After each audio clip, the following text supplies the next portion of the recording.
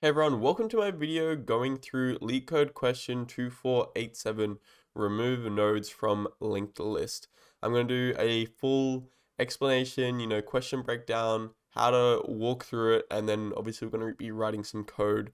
Before I get into that, let me just say if you are serious about this kind of stuff, say you want to get better at data structures and algorithms, whether it's for an interview, whether it's for college, university, whatever it is, then I would highly recommend checking out the top link in the description. If you just want to take that to the next level and just get the best knowledge and the best education on that kind of stuff, I'd highly recommend checking out the resource below, top link in the description.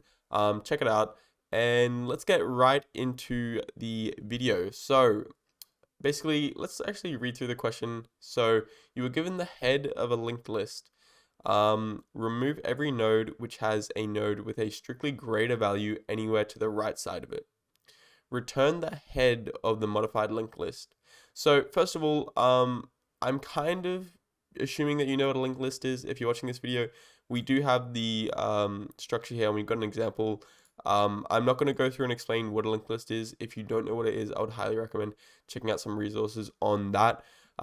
So we have the head, and we need to remove every node which has a greater value to the right side, and then we're returning the head of the new list. So it's kind of wordy. It's a little bit hard to understand what it means when you're reading it.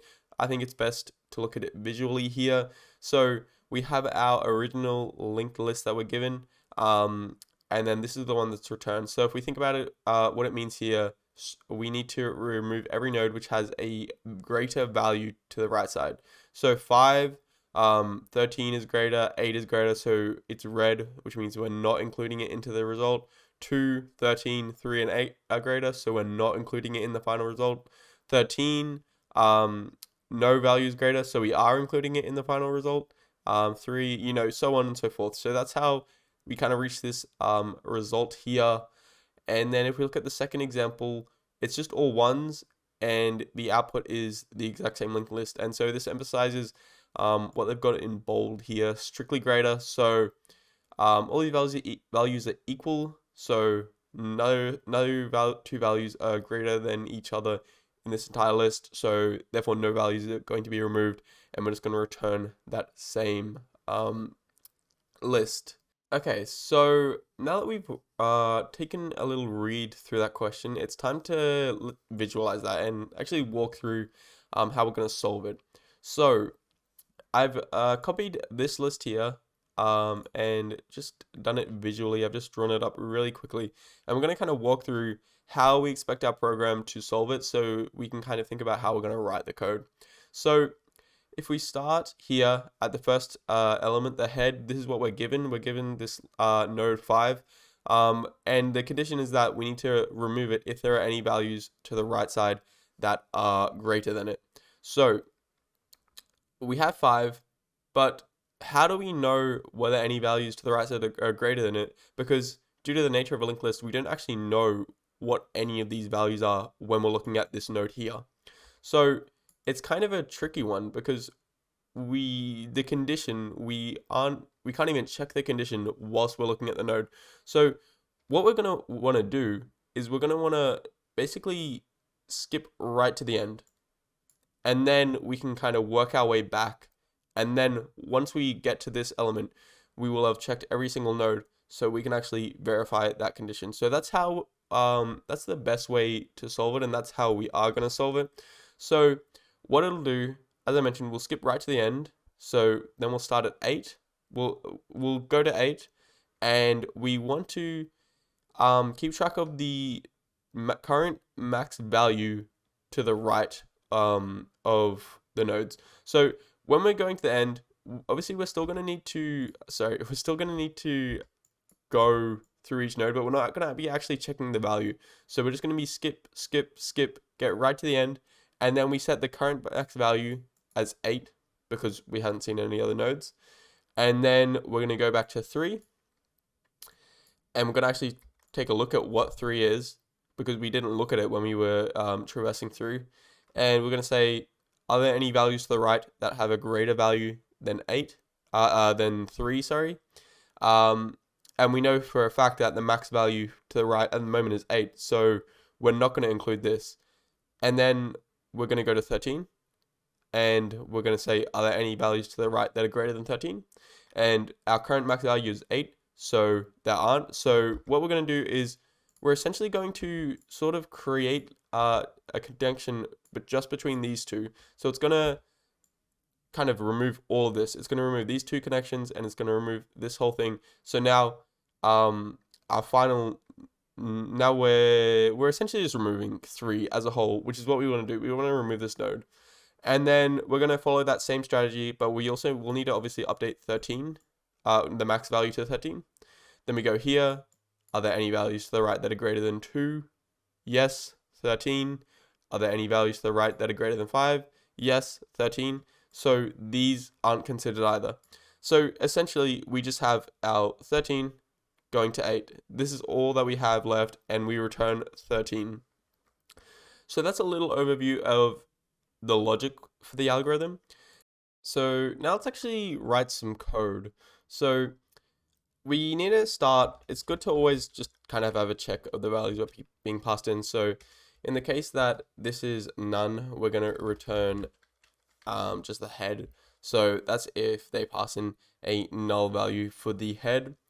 Then we'll need to, because what we're going to be doing is creating a recursive function that just continues to iterate through it.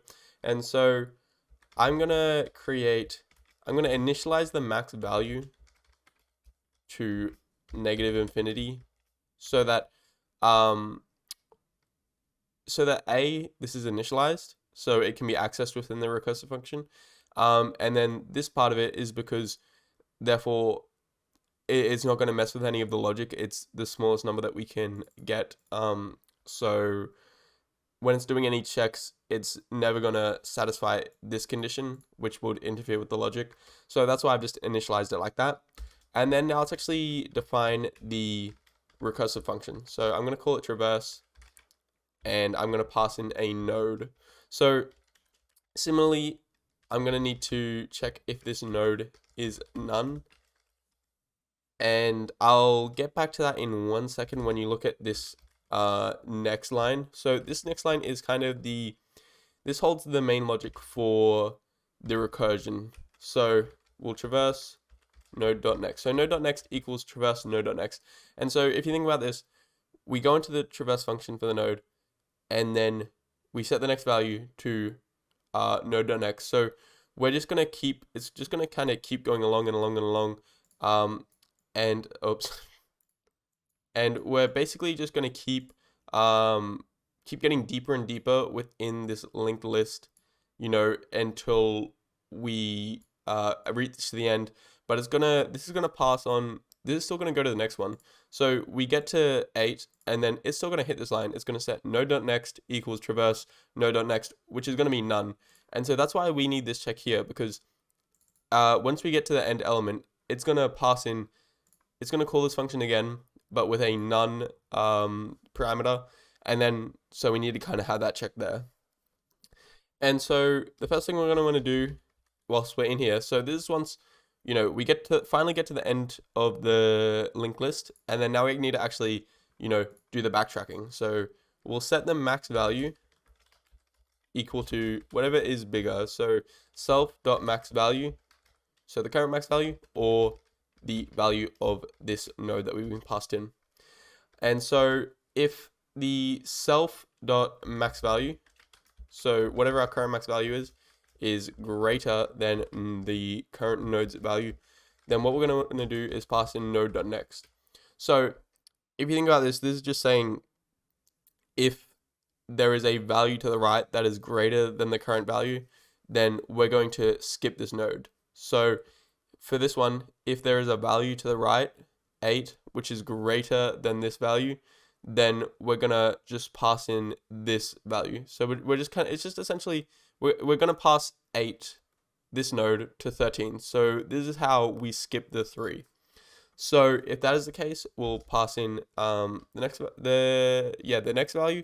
Otherwise, if there aren't any values to the right that are larger than the current node's value, we'll pass the node along so that it gets the connection between the nodes.